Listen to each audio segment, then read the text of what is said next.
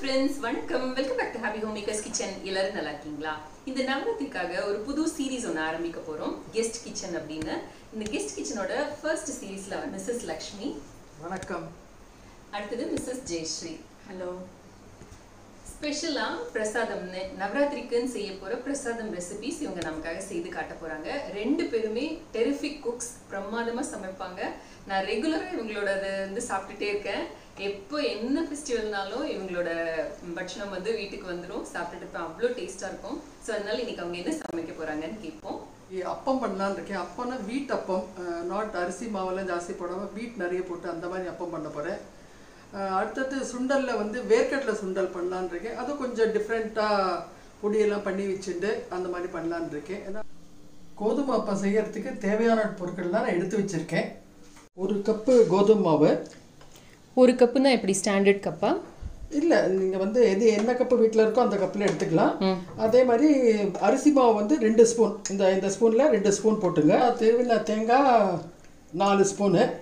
நீங்கள் தேங்காய் திருவியும் வச்சுக்கலாம், இல்லை குட்டி குட்டியாக பீஸ் பண்ணியும் வச்சுக்கலாம். அது உங்கள் டேஸ்ட் பிரகாரம். தென் வாழைப்பழம் வந்து எனி வாழைப்பழம் எடுத்து பாதி வாழைப்பழத்தை நல்லா மசிச்சு அந்த மாவில் போட்டுருக்கோம். தென் ஏலப்பொடி கொஞ்சம் போடுங்க. அப்புறம் வெல்லம் ஊற்றுறது வந்து வெல்லத்தை வந்து கொஞ்சம் அடுப்பில் வச்சு கரைச்சிட்டு வடிகட்டினோன்னு இப்படி வரும். இந்த வடிகட்டினதை அந்த மாவில் போட்டு நல்லா நீங்கள் வந்து பண்ணுறதுக்கு ஒரு 3-4 ஹவர்ஸ் முன்னாடியே கரைச்சி வச்சுருந்தீங்கன்னா உங்களுக்கு அப்பம் கொஞ்சம் ஸ்பாஞ்சியாக வரும். எவ்வளோ எடுக்கணும்? வெல்லம் வந்து இந்த கோதுமாவோட அளவு 1 கப் அளவுக்கு தான் எடுக்கணும். Okay, 1 cup. இந்த மாவு எல்லாத்தையும் நீங்கள் போட்ட உடனே நல்லா ஸ்பூனை வச்சு நல்லா கடைஞ்சிங்கன்னா வெள்ளை தண்ணியும் மண்ணை எடுத்துட்டு வெள்ளை ஊற்றிட்டு நல்லா கடைங்க. கொஞ்சம் உங்களுக்கு திக்காக இருக்கிற மாதிரி இருந்தால் நீங்கள் தண்ணி சேர்த்துக்கலாம். இது உங்களுக்கு கன்சிஸ்டன்சி இப்படி இருக்கணும். அதில் அப்புறம் நெய் நீங்கள் 1 ஸ்பூன் ஊற்றிங்கன்னா கொஞ்சம் வாசனையாக இருக்கும். இது நல்லா இப்படி கலந்துட்டிங்கன்னா உங்களுக்கு ஸ்பாஞ்சியாக வரும். அப்போ இது மிக்சியில் போட்டு அடிக்கணுமா? தேவையில்லை, மிக்சியில் போட்டு அடிக்க வேண்டாம். மிக்சியில் போட்டு வச்சா ரொம்ப மாவாயிட்டா தேங்காயில் வாயில் வந்தால் தான் நல்லாயிருக்கும். ஓகே, தேங்காய் இதெல்லாம் போட்டதுனால ஏலப்பொடியில் போட்டதுனால இந்த மாதிரி இருக்கணும். ஓகே. இந்த மாவு கரைச்ச உடனே நம்மளால் அப்பம் பண்ண முடியுமா? முடியாது, பண்ணால் வந்து கொஞ்சம் ஹார்டாக வரும். அதனால் ஒரு 2-3 ஹவர்ஸ் முன்னாடியே நான் கரைச்சி வச்சுருக்கேன். ஆக்சுவலி உடனே பண்ணணும்னா நம்ம பேக்கிங் சோடா போடலாம். நான் அதை அவாய்ட் பண்ணுறதுக்கோசரம் வந்து 2-3 ஹவர்ஸ் முன்னாடியே கரைச்சி வச்சுட்டேன். ஓகே, அப்போ அது புளிக்கிற அளவுக்கு நம்ம கரைச்சி வைக்கணுமா? இல்லை, புளிச்சா நல்லா வராது. 2-3 ஹவர்ஸில் புளிக்காது உங்களுக்கு இந்த வெதற்கெல்லாம். ஓகே, ஸோ அது அப்படியே உடனே 2-3 ஹவர்ஸ் ஆனப்புறம் நம்ம வந்து பண்ணிடலாம் அப்போ தான். ஓகே. இந்த அப்பக்காரில் நான் கொஞ்சம் எண்ணெயும் நெய்யும் கலந்து விட்டுருக்கேன். எண்ணெய் கொஞ்சம் ஜாஸ்தி இருந்தாலும் பரவாயில்ல, நெய் ஒரு ஸ்பூன் இருக்குன்னா கொஞ்சம் அப்போ உங்களுக்கு வாசனையாக வரும். அதுக்கு தான் பண்ணியிருக்கேன். நெய்யும் எண்ணெயும் சூடாக இருக்குது. இப்போ நம்ம அப்பம் ஊற்ற ஆரம்பிச்சிடலாம்.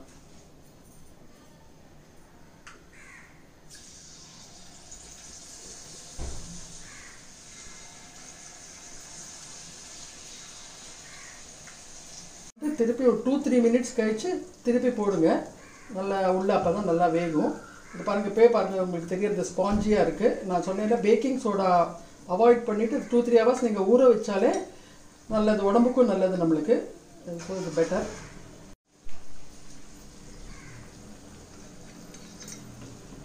நல்ல ஸ்பாஞ்சியாக இருக்கிறது பார்த்தாலே தெரியுது. பேக்கிங் சோடாவும் அவாய்ட் பண்ணுறது நல்ல மெத்தட். இது நல்லா கோல்டன் கலர் இருக்கிறதே நம்ம எடுத்துடலாம்.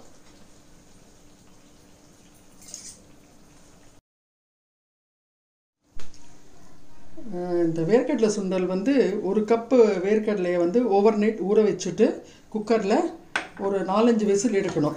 4-5 விசில் எடுத்து நான் அதை பண்ணி வச்சுருக்கேன். அதை பாருங்க. இந்த வேர்க்கடலை சுண்டல் பண்ணுறதுக்கு மசாலா பொடி பண்ணுறதுக்கு தேவையான சாமான்கள்லாம் ரெடி பண்ணிக்கலாம்.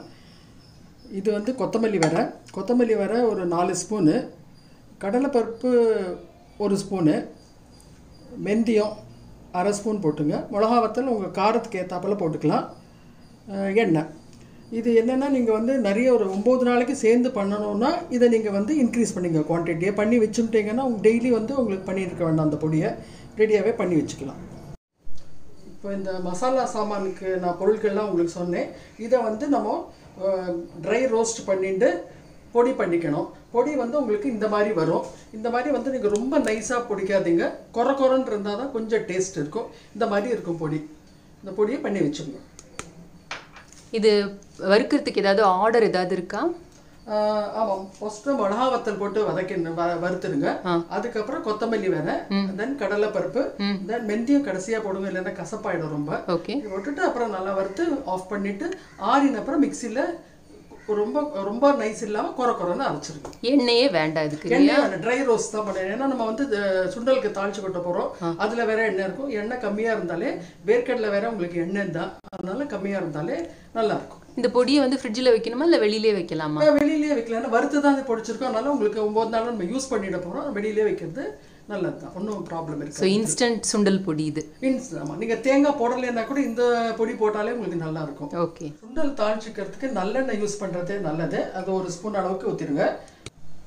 இந்த எண்ணெய் காஞ்சோடனே 1 ஸ்பூன் கடுகு போட்டுருங்க. கடுகு கொஞ்சம் வெடித்த உடனே உளுத்தம்பருப்பு 1 ஸ்பூன் போடுங்க. கடுகு வெடித்த உடனே கொஞ்சம் கருவேப்பிலையை போட்டுங்க. கொஞ்சம் பெருங்காயம் நான் கொஞ்சம் குறவா போடுறேன்னா, வேர்க்கடலை வேக வைக்கிறதே கொஞ்சம் பெருங்காயமும் இஞ்சியும் துருவி போட்டிருந்தேன். உங்களுக்கு இஞ்சி கொஞ்சம் பாதி திருவி அதுலேயும் போடலாம், பாதி திருவி இங்கே சுண்டலில் கடைசியில் கூட போட்டால் நல்லாயிருக்கும். இஞ்சி திருவலும் கொஞ்சம் போட்டுருங்க. நான் வேக வைக்கிறதே கொஞ்சம் போட்டதுனால இதில் நான் குறவாக தான் போட்டிருக்கேன். போட்ட உடனே நல்லா வதக்கிட்டு வேக வச்ச வேர்க்கடலையை நம்ம போட்டுடுறோம். இதை ஒரு 2-3 மினிட்ஸ்க்கு நீங்கள் நல்லா பெரட்டிக்குங்க. நல்லா பெரட்டின்றுங்க. சுண்டல் பொடி எப்போ போடணும் இதில்? சுண்டல் பொடி இது கொஞ்சம் 2-3 மினிட்ஸ் நல்லா வதங்கின அப்புறம் நம்ம உப்பு ஏற்கனவே வேக வச்சதே போட்டிருக்கோம் கொஞ்சம், அதனால் இப்போ கொஞ்சமாக உப்பு போட்டுக்கலாம். உப்பு போட்டுட்டு நீங்கள் ஒரு பெரட்டின்ட்டு 2 மினிட்ஸ் அது பெரட்டிடுங்க. இப்போ 2-3 நிமிஷம் ஆயிடுத்து.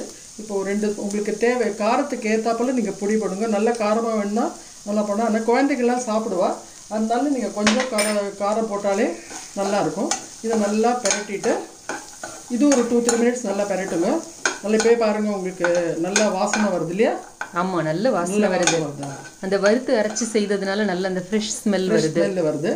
இது உங்களுக்கு ஆனால் முதல் நாள் கொஞ்சம் நல்லா இருக்கும், போக போக 9ஆம் நாள் கொஞ்சம் குறவாகும். பட் நம்ம வந்து எல்லார் வீட்டுக்கும் போயிட்டு இருப்போம், நம்ம பிஸியாக இருப்போம். பொடியை முதல்லையே பண்ணி வச்சுட்டா நம்மளுக்கும் டைம் சேவ் ஆகும். தேங்காய் பண்ண முடியலன்னா வெறும் பொடியை போட்டு கூட நீங்கள் முடிச்சிடலாம். தேங்காய் வந்து நீங்கள் கேஸ் ஆஃப் பண்ணிட்டு போடுறதா எப்பவுமே நல்லது. ஏன்னா அதுவும் வதங்காது. ஏற்கனவே உங்களுக்கு வேர்க்கடலையும் எண்ணெய் இருக்கிறதுனால தேங்காயும் எண்ணெய் ஆகிடும். அதனால் ஆஃப் பண்ணிவிட்டு கொஞ்சமாக தேங்காய் போடுங்க. தேங்காய் வேண்டான்னா கூட யூ கேன் அவாய்ட் இட். இதில் வெல்லம் போடணுமா? இல்லை, வெல்லம் தேவையில்லை. ஏன்னா நம்ம வந்து ஒரு ஸ்வீட் பண்ணியிருக்கோம். இதில் வந்து சில பேருக்கு புளிப்பு தேவையாக இருக்கும். எந்த சுண்டல்லையுமே நீங்கள் கடைசியில் ஒரு லெமன் புழிஞ்சா கொஞ்சம் நல்லா ஃப்ளேவர் நல்லாவே வரும். அதனால நீங்கள் பாதி லெமன் புழிஞ்சிருங்க. பாதி லெமன் புழியணும்னா வேணும்னா டேஸ்ட்டுக்கு நீங்கள் புழிஞ்சிக்கலாம். ஓகே.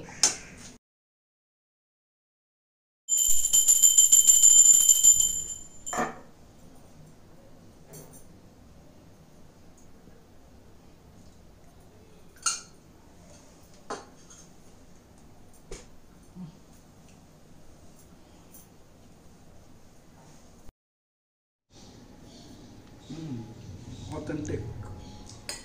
நல்லா இருக்கா? நல்லா இருக்கு. லக்ஷ்மி ஆண்டி, நரசிம்மன் அங்கிள் 2 பேருமே எங்களோட neighbours, retired bank employees. Retired லைஃப்பை எப்படி ஸ்பெண்ட் பண்ணோம் அப்படிங்கிறத இவங்களை பார்த்து தாங்க கற்றுக்கணும். 2 பேரும் புட்டபர்த்தி சாய்பாபாவோட டிவோட்டீஸ். ஸோ எக்கச்சக்க சர்வீஸ் பண்ணுறாங்க இவங்க. அங்கேயே போய் புட்டபர்த்திக்கே போய் சர்வீஸ் பண்ணுறது, இங்கே கவர்மெண்ட் ஹாஸ்பிட்டல்ஸில் வாலண்டரி ஒர்க் பண்ணுறது, அப்புறம் ப்ரெக்னென்ட் லேடிஸ்க்கு சத்து மாவு கஞ்சி அரைச்சி கொடுக்குறது, அவங்களுக்கு மெடிசின்ஸ் ஃபெசிலிட்டேட் பண்ணி விடுறது, குழந்தைங்களுக்கு பாடம் எடுக்கிறது, அந்த மாதிரி நிறைய ஹெல்ப் பண்ணுறாங்க. இந்த முடியாதவங்க, இந்த டிஃப்ரெண்ட்லி ஏபிள்ட் பீப்புளுக்கு வந்து ஆன்டி ரெகுலராக சமைச்சு கொடுப்பாங்க. நம்ம யார் என்ன ஹெல்ப்புன்னு போய் கேட்டாலும் பண்ணுறதுக்கு ரெடி. கொஞ்சம் உடம்பு வாட்டமாக இருந்தது அப்படின்னா, என்ன உடம்பு முடியலையா, நான் உடனே சமைச்சு தரட்டுமான்னு கேட்பாங்க. அந்தளவுக்கு வெரி நைஸ் கப்பிள்.